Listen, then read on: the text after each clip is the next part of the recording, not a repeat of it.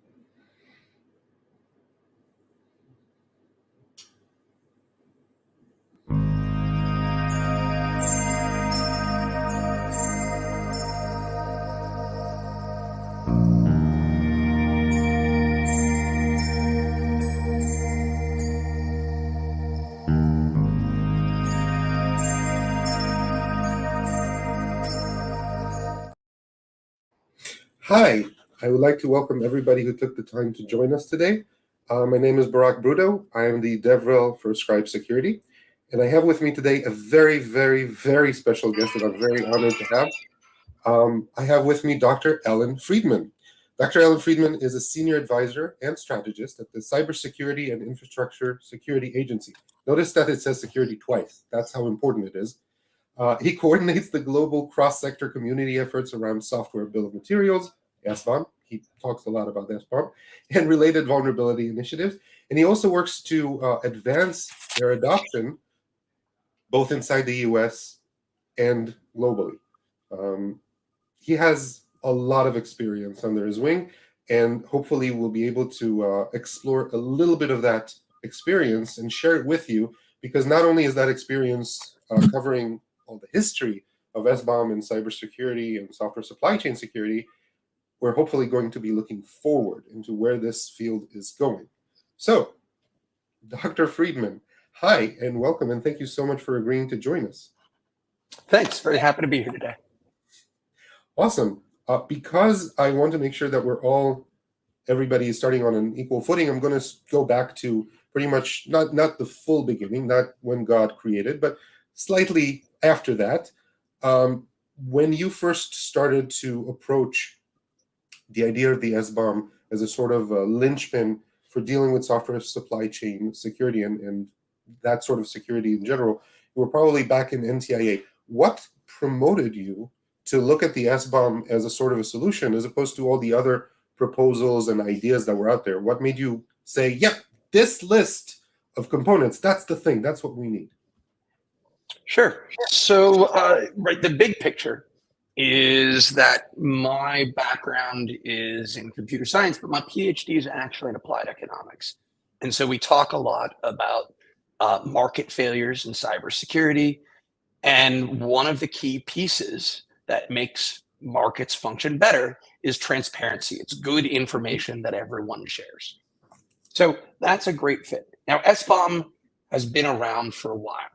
The concept was first proposed by that name in the late 90s.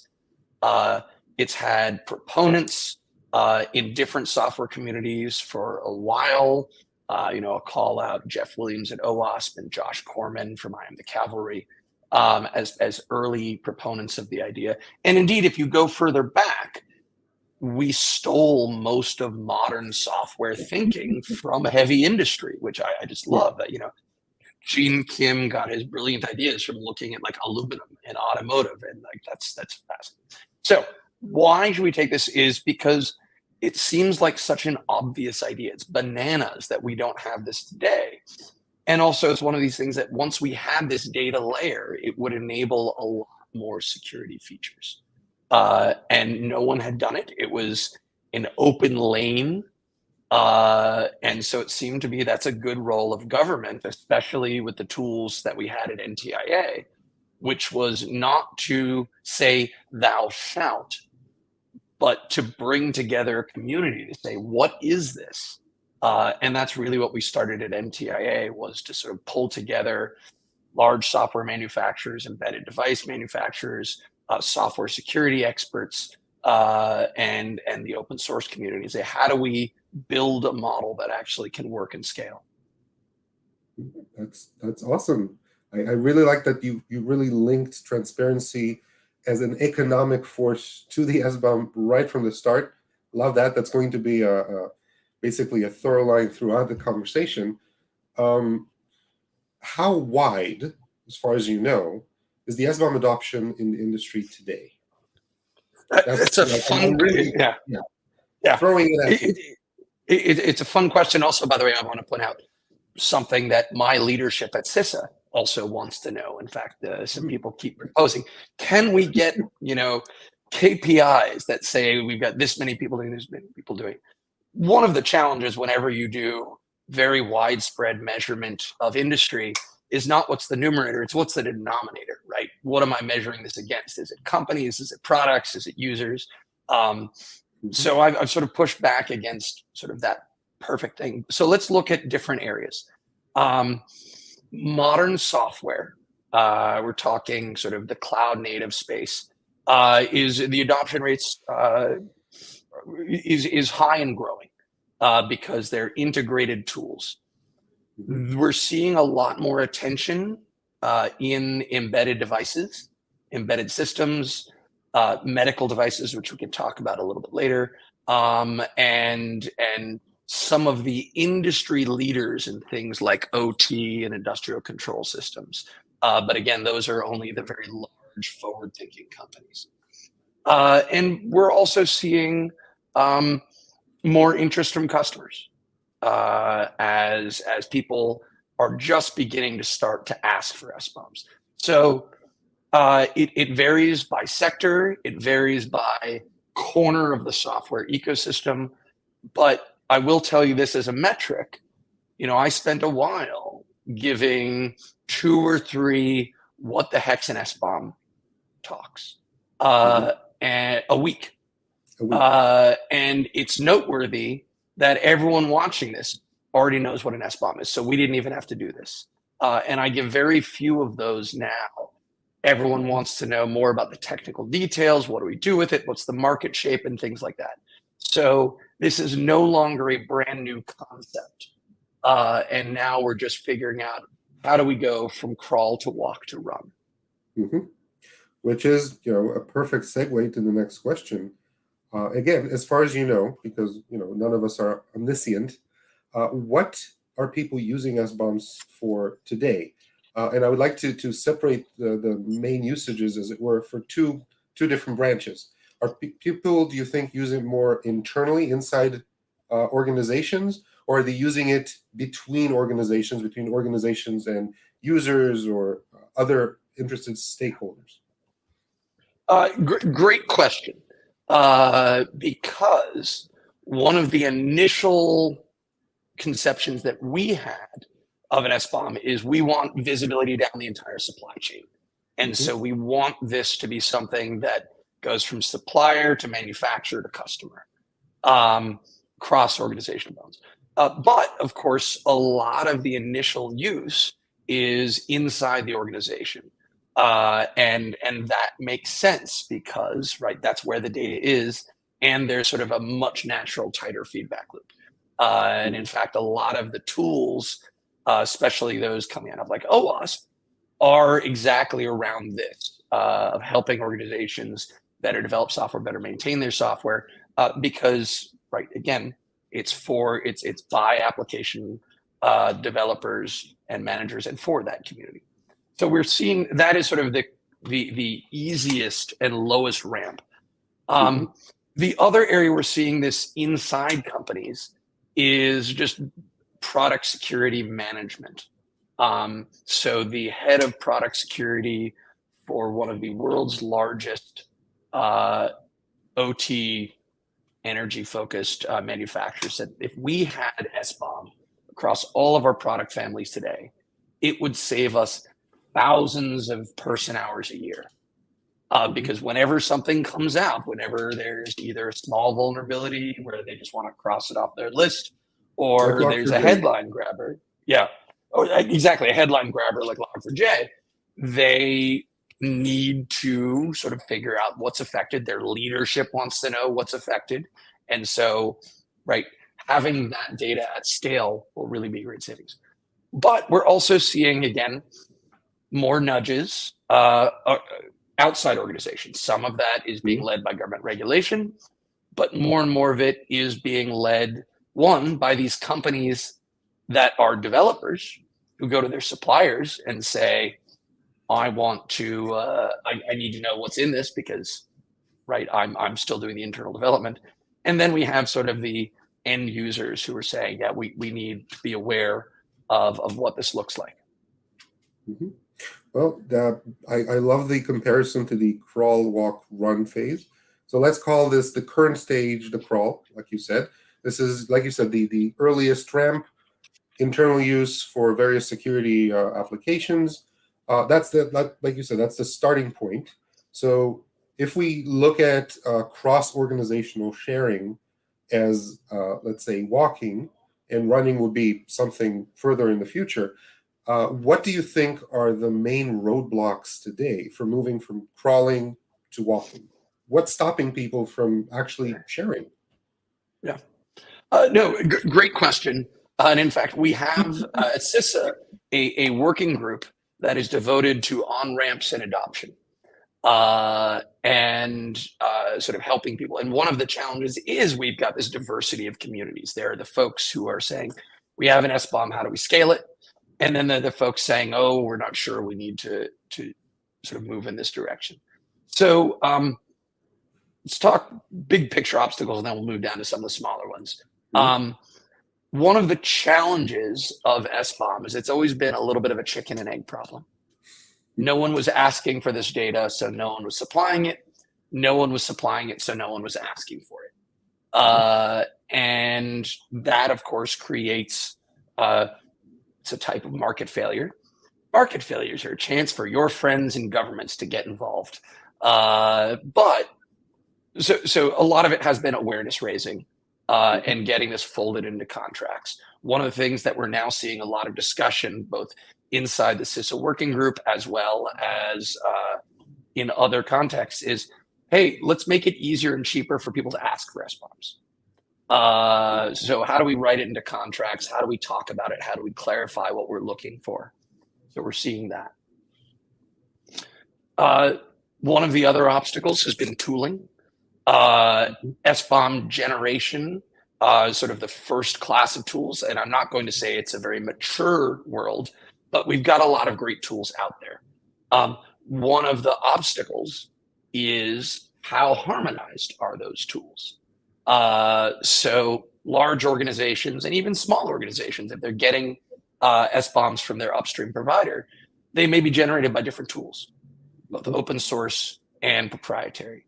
And one of my goals is to say, let's have some plug fests.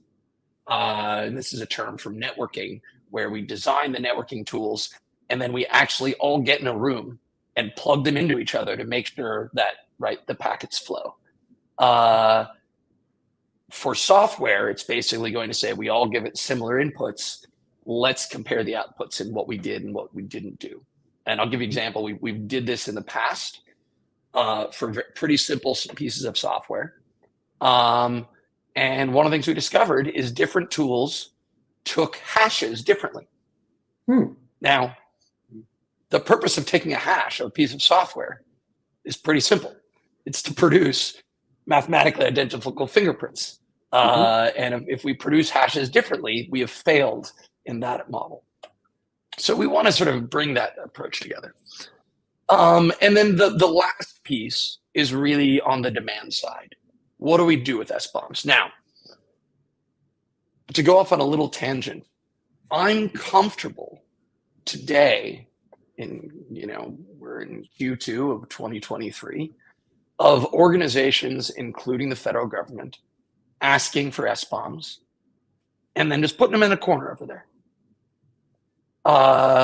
Because that at least makes us confident that the supplier has visibility into their supply chain, right? That's the core model. But we're starting to see more and more people learning to use it. And there's some pretty simple, straightforward uses, right? Let me map from the SBOM to the a vulnerability database, right? There's the NVD, but there's also a lot of companies that are more sophisticated that use private vulnerability services. And where I'd like to get to is integrating this into tools that user organizations already use. And that's one of the things. So again, for those of you watching live, maybe I'll see you at RSA next week. And if you're watching this recorded, one of the things that I'm going to be doing at RSA this year is I'm going to be talking to some of the market leaders in vulnerability management, asset management, CMDB, data lake, to say, hey, why don't you start to integrate SBOM data into the services you already provide? Because most mature companies already have an asset management solution. They already have a vulnerability management solution. And so that seems like a pretty natural place to put our SBOM consumption, right? Not only do I have this little blinking box that does something very important for my company, but I know what the open source is. I know what the RTOS is, and maybe it's a legacy RTOS, so I'm going to watch it, and so on. Well, it's nice that you already started to talk about the next phases. I really like that because that's basically where we're leading. But going a little bit back, actually, it's sort of like an intermediate question. How did you evolve your idea of the SBOM implementation? Some of it you already mentioned. Evolve that into solving an issue of trust.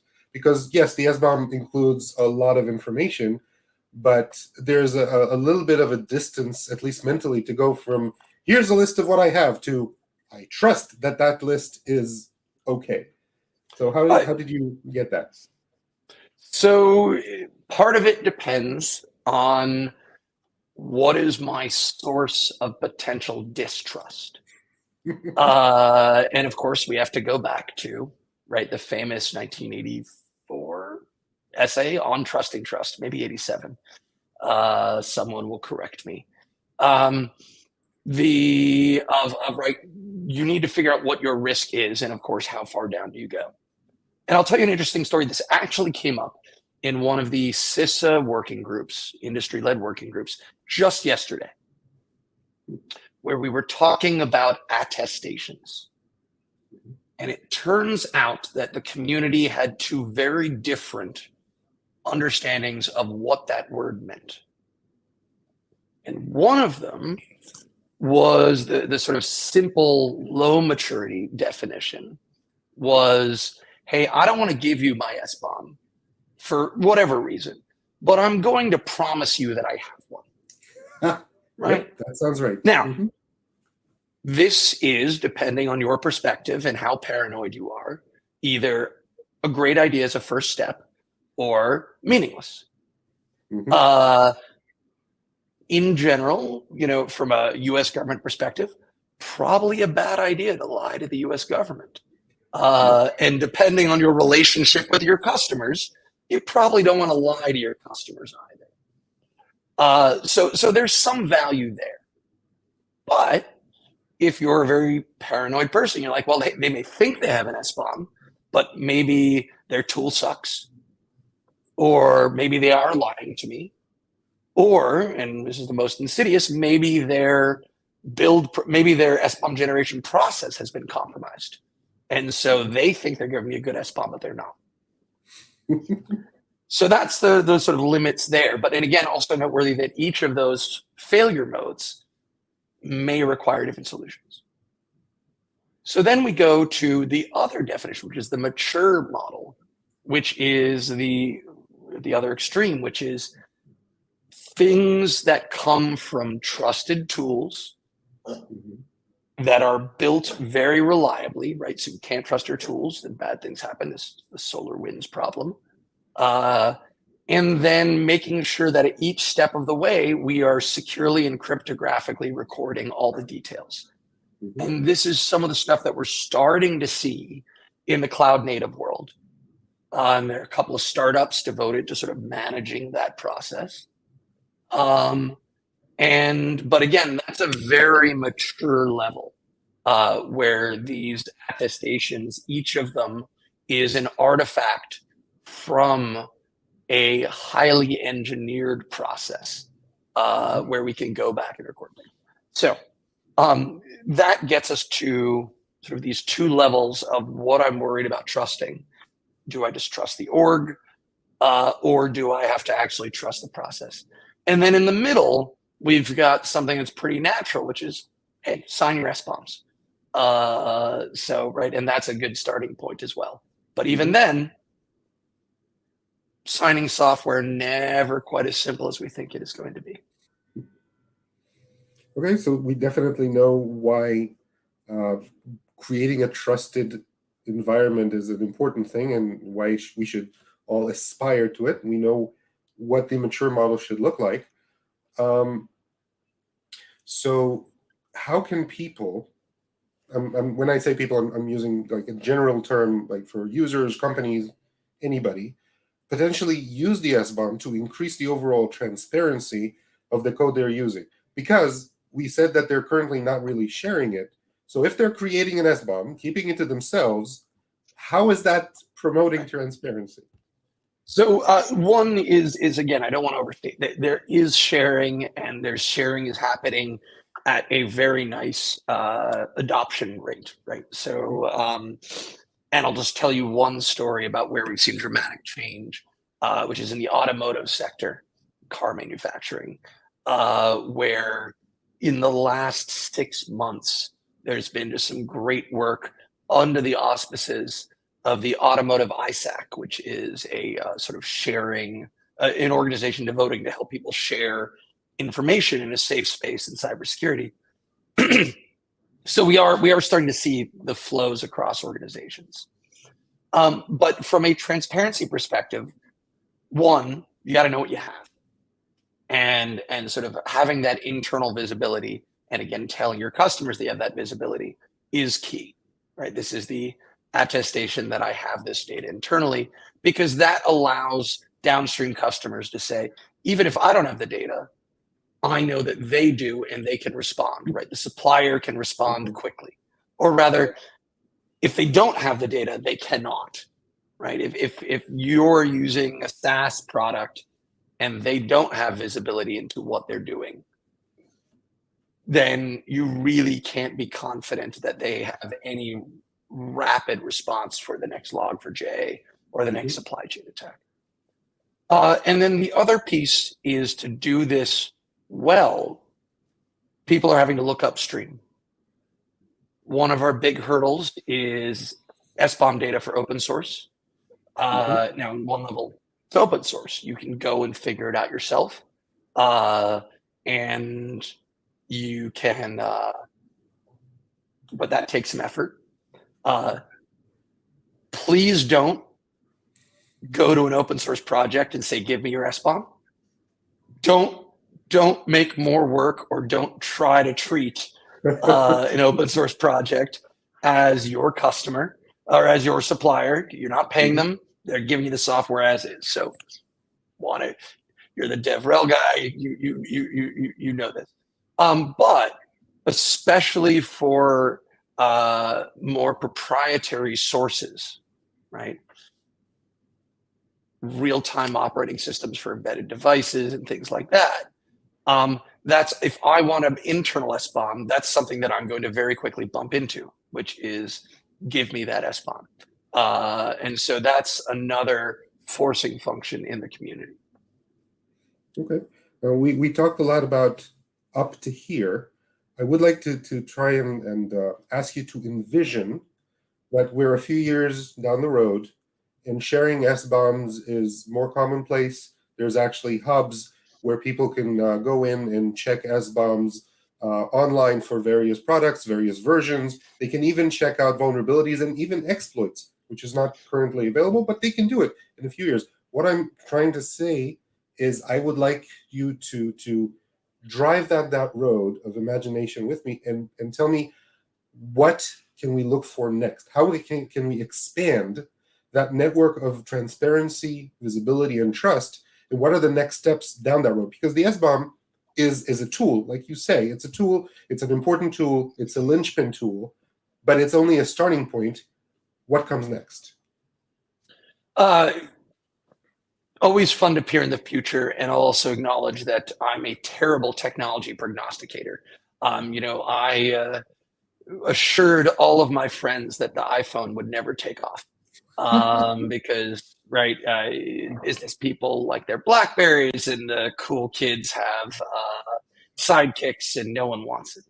In my defense, the iPhone didn't skyrocket until the app marketplace. But okay, so let's peer into the future. One, personally, for me, I'll be very sad if 3 years from now I'm still spending my time talking about SBOM as a unique phenomenon.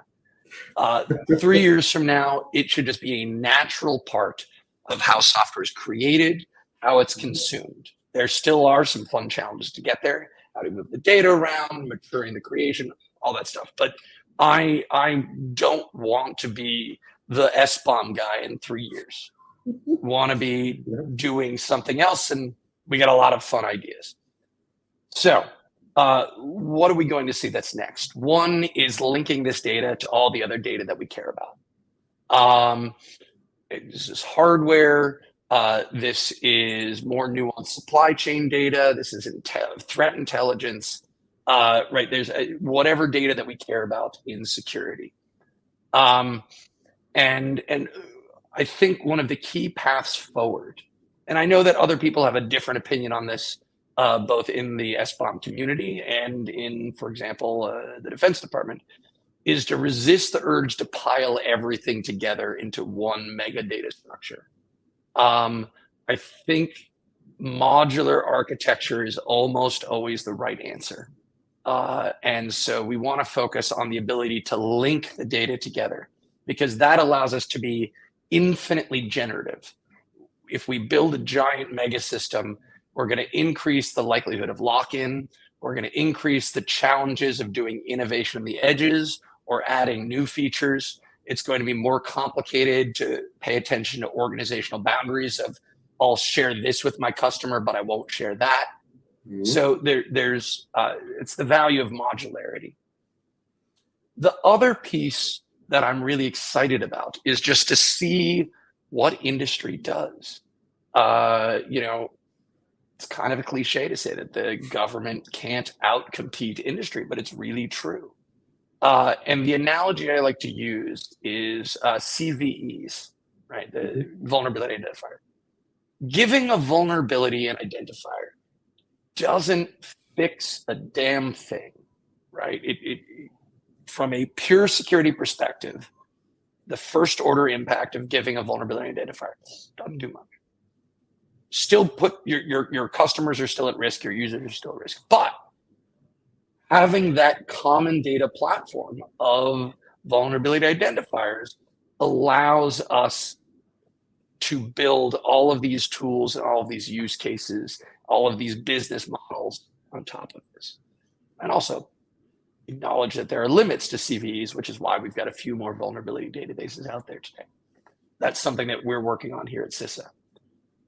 But so the piece that I'm excited about is finding what people are going to be able to use SBOM data for in different corners of the community, right? The ones that are focused on nation state risks, the ones that can do metrics for technical debt, right?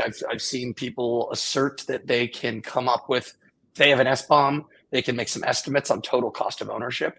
Right? Why would you buy this product when it'll take them a lot of time and effort to think this through. And also what's some of the infrastructure that we're going to need. I'll give you two examples of things that we're thinking about here at CISA now. One, software identity, or the naming problem, right? Mm-hmm. We identified this very early on as a key challenge. And there are a few people who are like, oh, we've got some easy, simple solutions, partial solutions, right? People, because very few people have a global vision of the software world, right? Mm-hmm. They look at their corner and say, I now understand everything. It's one of the reasons we try to get people to use our I statements, right? Tell me what you think, not what you think the state of the world is. So software identity is something, and we're going to have some things coming out this summer that sort of say, here's why it's a problem, here's some potential solutions. And we'll be asking industry for what they think we should be doing.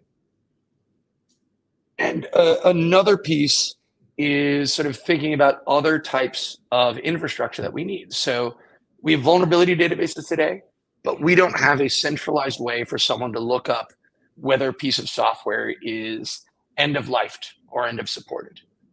So that could be something that could be very powerful for the software world to be able to sort of say, hey, is this library that's in my product or in this product I'm about to buy, is this close to end of life? Is this end of life? So as people start to think about uses of this, we want to make sure that they have the public goods, the infrastructure that allows them to scale this. Awesome. That's a lovely, I mean, it's not as far down the road as I would like, but it's still a lot of tools and a lot of probabilities and capabilities that we don't have now that would be lovely to have. Honest, I would love the day where I could do all these searches and not break my head into digging into code to try and figure it out myself, or having some other programmers figure it out themselves. Now, the big question, because you mentioned globally, and we did say earlier that you're trying to get this adopted in the entire world, not just in the US. The big question is how to get the adoption not only done in the US. I'm talking about currently just about using more SBOMs, sharing more SBOMs, not getting the adoption started to run not just in the US, but globally. Now, admittedly, there are a lot of frameworks that started in the US or in Europe and ended up being global just because it became too cost effective not to do it. I mean, if you didn't do it, it cost you money.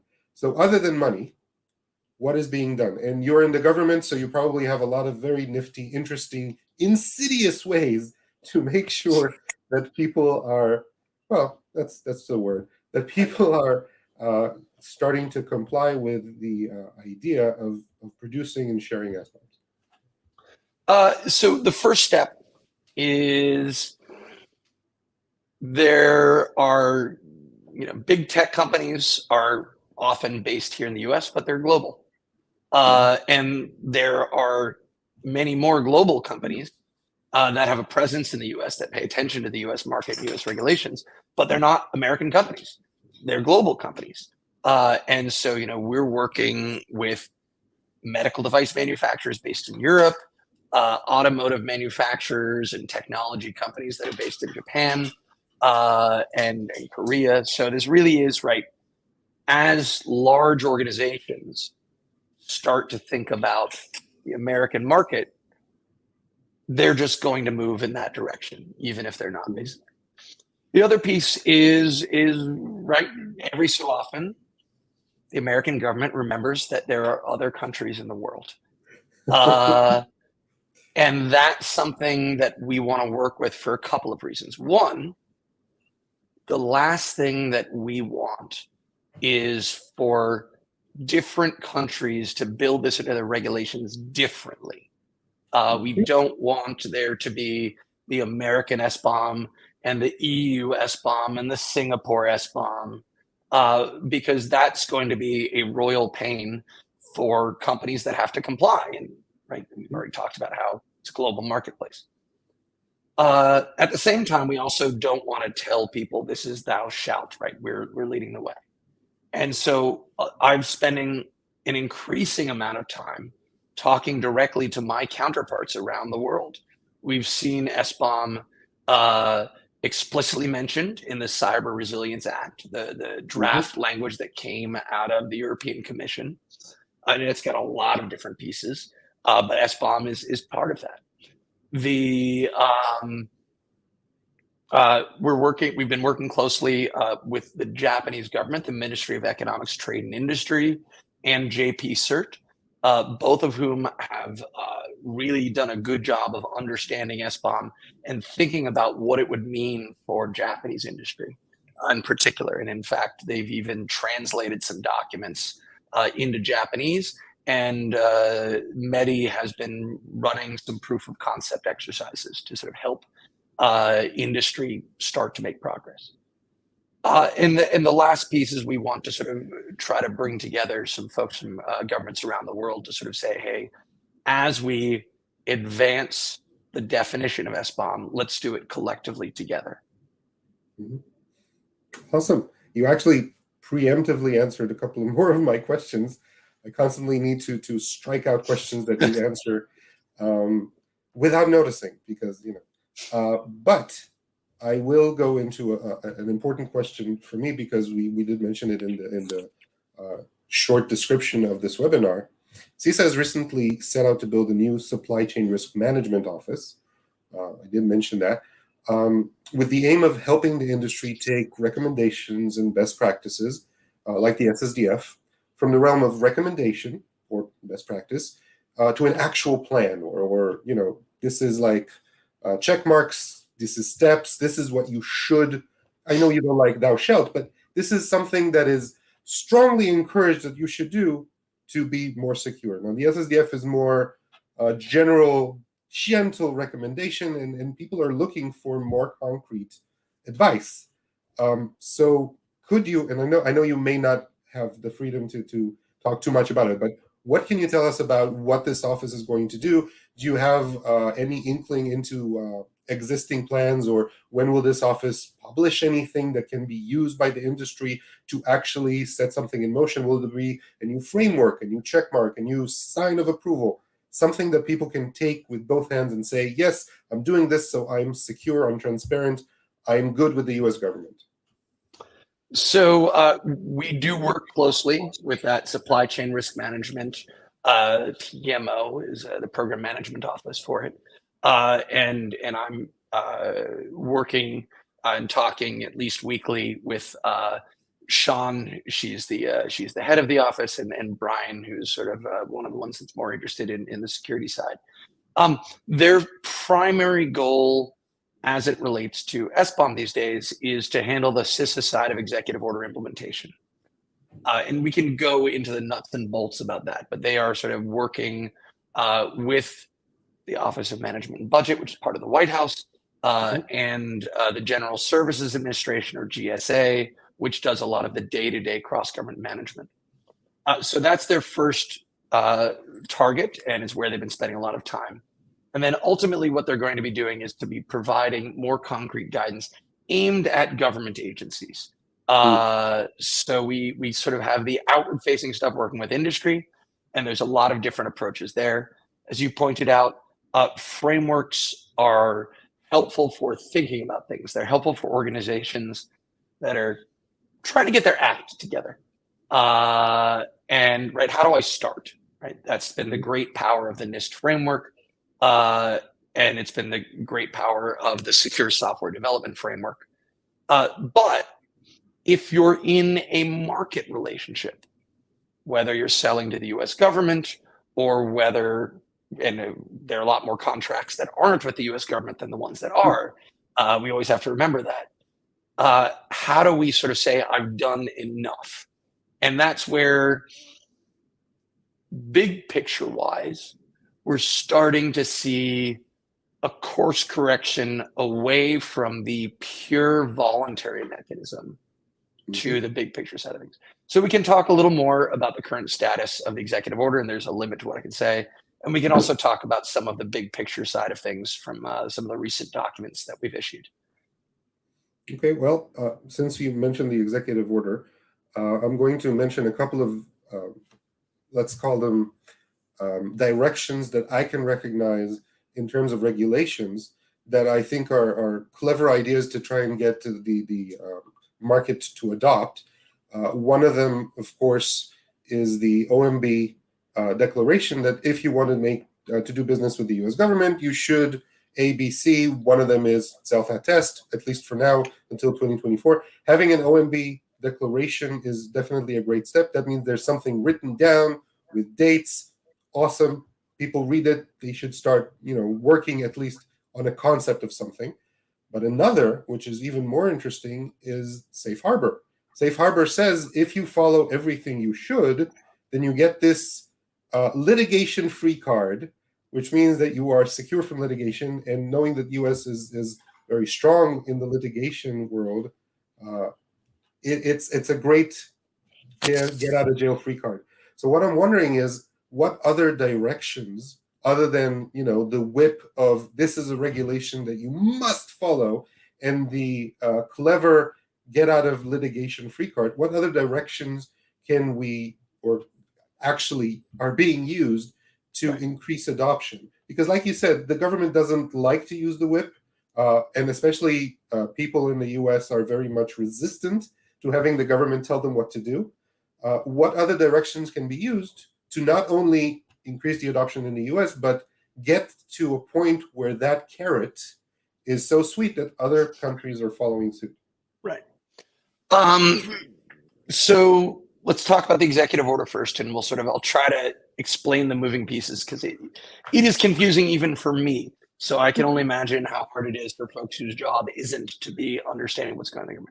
So in 2021, the White House said, we're tired of buying things that aren't great and that aren't secure. So we're going to come up with a list of 6 to 8 things that just said, in order to sell to the US government, you got to be this high, you got to do this. And they just list out these prophecies, which is, you got to have a development environment that's separate from your build environment, you got to have MFA, you got to have a number of other things. And one of them, you got to use static and dynamic analysis tools. And then you've got to have an SBOM. Mm-hmm.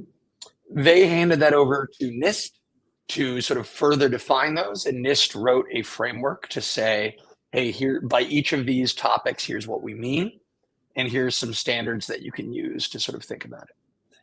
And the next step from OMB, as part of the White House, was to say, okay, we're going to start off by just saying you've got to have attestations. You've got to say these things. Those are not public yet. We're hoping to have that shared soon. And this whole piece is just about government purchasing, right? You can't sell to the US government. Right? Probably people know this, but the US government buys a lot of things. And more importantly, very few companies are going to want to say, we have the slightly more secure US government version, and then there's the one that all of our other customers get, right? It's an old joke of, waiter shows up and says, all right, I've got 2 bowls of soup. Which one of you wanted the clean spoon? Right. And so we're going to have that. So that's a key piece. And then, that's regulation-ish. And it's the benefit that it's the sort of thing that the administration can do without new authority. And the bigger hammer is going to be when it goes from an attestation model to actually being in what's called the Federal Acquisition Rules, or the FAR. And this is a very large formal process that shapes how everything in the US government is bought, and probably will also shape how everything the Defense Department buys. And again, the Defense Department buys a whole lot of things. Yeah. So, and then we've got command and control regulation. And we're starting to see this in, for example, medical devices. Mm-hmm. So Congress itself officially said the FDA has authority to regulate the cybersecurity of medical devices. And that passed last year. And this is where, right, some regulators already have authority to do things. In other cases, we're going to have to see Congress give government new authorities to say that we can do this. That's also true for liability, right? Mm-hmm. It's still kind of an open question about whether or not liability exists for cybersecurity. But the safe harbor model is the perfect complement to that, which is you definitely cannot create a world where there is no safe harbor for liability, because then, well, do we just sue giant companies out of existence? Mm-hmm. And by the way, if Microsoft's at risk, what does that say about a startup? Okay. So the safe harbor model, I think, is going to evolve over time. And I think that's the right way to do it, which is to say, hey, you get this today, but tomorrow you've got to do a little more, and the next year you got to do a little more. You do that in a predictable fashion. One thing that people have proposed, and again, all of this is in the discussion level, but it did come from the official U.S. government, right? It came from the White House in our cybersecurity strategy that was released last month. And SBOM is mentioned as a common ingredient in how we think about it. Okay. I'm sure that if you could find that link, we'll add it to the description of the video, because I'm sure people are going to be interested. Just a side question, because you mentioned the FAR, the FAR, I know that the OMB came out late last year. Do you have any idea when the FAR documentation or new requirements are going to be coming out? Just because I'm sure people are interested. Definitely, and it won't be in the next few months. I can't say more than that. Okay, what will come out, fine. yes. What will be coming out soon is these the draft attestation forms. So Great. that folks will Yeah. be able to see what those are. Great. We don't have too much time, and I see that we don't get a lot of questions. People are just awestruck by you, as I usually am.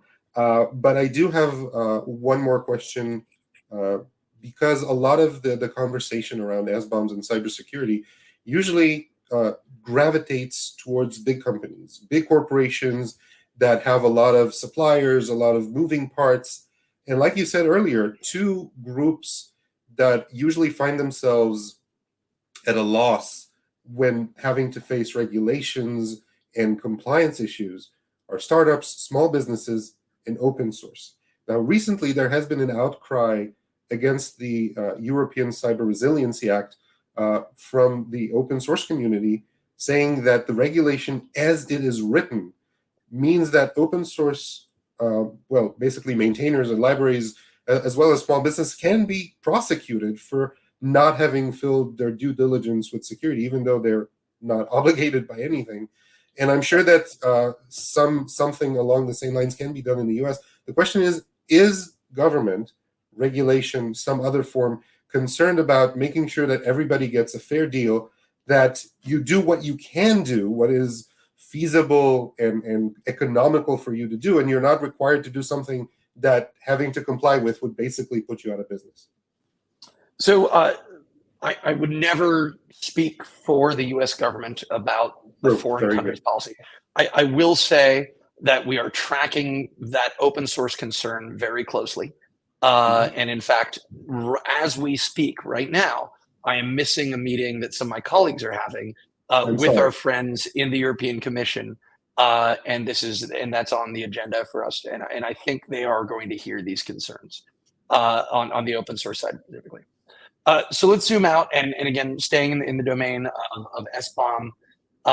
One, this is one of the few areas in security where we can actually reasonably say that it's easier for a lot of small businesses and newer businesses than it is for large legacy companies. And that's because for SBOM, if you are a new company, if you're a small organization, you probably have a pretty straightforward software development pipeline. And so there are lots of tools, both open source and proprietary, that will sort of slot into a modern pipeline and say we can generate an SBOM. Right? There's a command in Docker called SBOM. You know what it does? Gives you an SBOM.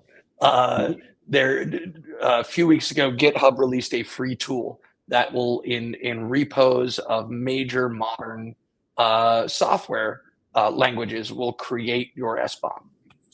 So we have that power today, whereas a large legacy organization has to say, well, I've got all these different business units.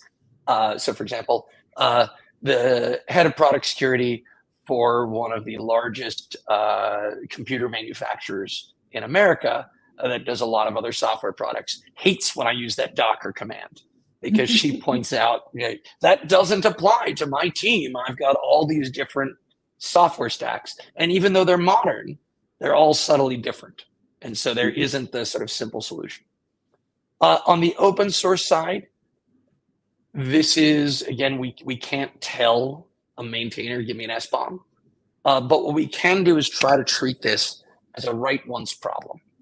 And there's a write that's a write once problem, right? To say we'll do this work once and we'll try to get that data into a specific version of a built executable or in a repo. And there is an effort going on in the Open Source Software Foundation, OpenSF, called SBOM Everywhere. It's still early days for that, but that's one of the visions, is to sort of figure out what are some of the tools that we have that can use, that we can sort of get SBOM data up into the open source ecosystem. And again, for different corners of that ecosystem, it'll be easier or harder. If it's the very large modern package managers, we think we can sort of find some tools, and the auto generation is pretty straightforward. For more obscure corners, for different languages, it's going to be a little harder. It makes sense. But then again, if you're a larger business, if you're an enterprise, you probably have the resources to develop to making sure that you comply. If it makes sense, business-wise, you'll find the resources and the time. I've never met anyone in security who says I have all the resources I want, but